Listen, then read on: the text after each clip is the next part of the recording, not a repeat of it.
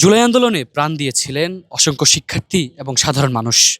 এবার সেই চিত্র ফুটে উঠেছে সাইমুমের জুলাই জাগরণ প্রতীকী কবরস্থানে।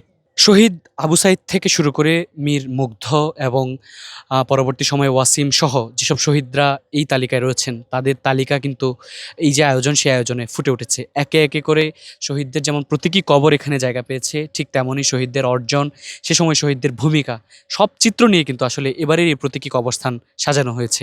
এখানে দেখলাম সারা বাংলাদেশে যে জুলাই বিপ্লব হলো, জুলাই বিপ্লবে যারা আহত হয়েছে এবং শহীদ হয়েছে তাদের বিভিন্ন স্মৃতিকাতর ছবি এবং জুলাই আন্দোলনে এক এক শহরকে এক এক ম্যাপের মধ্যে, মানে পুরো বাংলাদেশকে, যে বিপ্লব হয়েছে বাংলাদেশে সেই বিপ্লবকে একটা ম্যাপের মধ্যে করে এনে তারা সকল ছবি এবং তথ্য উপাত্ত একত্র করার চেষ্টা করেছেন। এখানে আমি দেখতে পাচ্ছি যে যেখানে দাঁড়িয়ে আছি ঢাকা শহর, ঢাকা শহরে এখানে যত যাত্রাবাড়ি আন্দোলন হয়েছে, উত্তর আন্দোলন হয়েছে, এরকম ছবি দেখতে পাচ্ছি।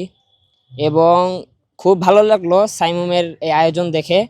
তারা এই বিপ্লবকে জনতার বিপ্লব বলে আখ্যায়িত করতে পেরেছে এবং আমাদেরকে এত সুন্দর একটা আয়োজন উপহার দিয়েছে। জুলাই বিপ্লব ছিল জনতার বিপ্লব। এখানে ছাত্র থেকে শুরু করে প্রাপ্তবয়স্ক পর্যন্ত সকল নাগরিকই অংশগ্রহণ করেছেন।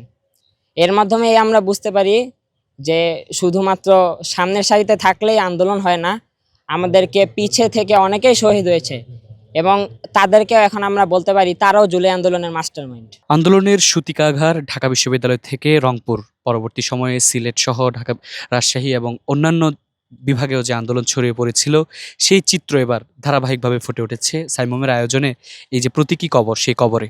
জুলাইকে ধারণ করেই মূলত বাংলাদেশটাকে উপস্থাপন করছে। জুলাইয়ে সারা বাংলাদেশে যে ভূমিকা ছিল জুলাই যোদ্ধাদের, সেই যোদ্ধাদের সার্বিক অবস্থা এখানে উঠে আসছে। এটা যেভাবে ফুটিয়ে তোলা হয়েছে, আসলে জুলাইকে আমি মনে করি ধারণ করেই সাইমুম প্রতিটা বিষয় ফুটিয়ে তুলছে। জুলাই যে কীভাবে ধারণ করতে হয় তাহলে সেটা যদি দেখতে হয়, তাহলে আমার মনে হয় সাইমুমের এই আয়োজনে সবারই আসা দরকার। সাইমুম অনেক সুন্দরভাবেই জুলাই যোদ্ধাদের প্রতিটি বিষয় তুলে ধরছে। এখানে সকল বর্ণ ধর্মের মানুষ জুলাইতে যে নাম ছিল সেই চিত্র এখানে ফুটে আসছে। এখানে জুলাইয়ের বিপক্ষে যারা অবস্থান নিয়েছিল, যারা দীর্ঘদিন ফ্যাসিবাদী শাসন ব্যবস্থা টিকিয়ে রাখছিল, সেই ফ্যাসিবাদী শাসন ব্যবস্থার যে চিত্র সেটা এখানে ফুটিয়ে তুলছে।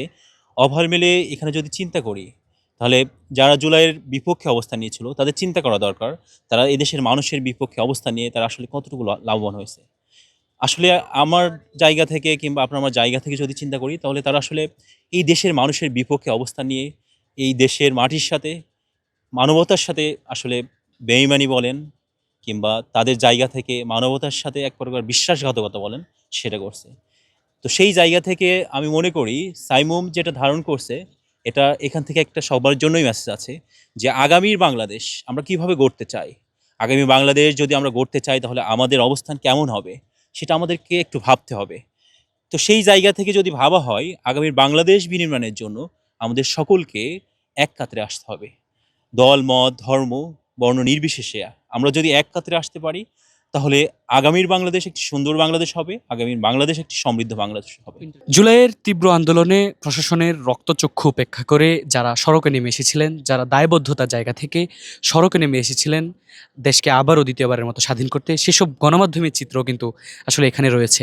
এক এক করে সেই চিত্রগুলো এখানে ফুটে উঠেছে। জুলাই অভ্যুত্থানে শিক্ষার্থীদের উপর অবৈধ সরকারের পুলিশের হামলা, জুলাই গণ অভ্যুত্থানে শিক্ষার্থীদের সাহস যোগাতে বিশ্ববিদ্যালয় এবং বিভিন্ন যারা অভিভাবক রয়েছেন তাদের যে অবস্থান, সেগুলো বৈষম্যবিরোধী ছাত্র আন্দোলনে চট্টগ্রাম, ঢাকা, ময়মনসিংহ, রাজশাহী, খুলনা, কুমিল্লা সহ দেশের বিভিন্ন জায়গায় যেসব চিত্র রয়েছে, সেই চিত্রগুলো আসলে গণমাধ্যম থেকে যেগুলো উঠে এসেছিল সেগুলোও কিন্তু এই আয়োজনে স্থান পেয়েছে।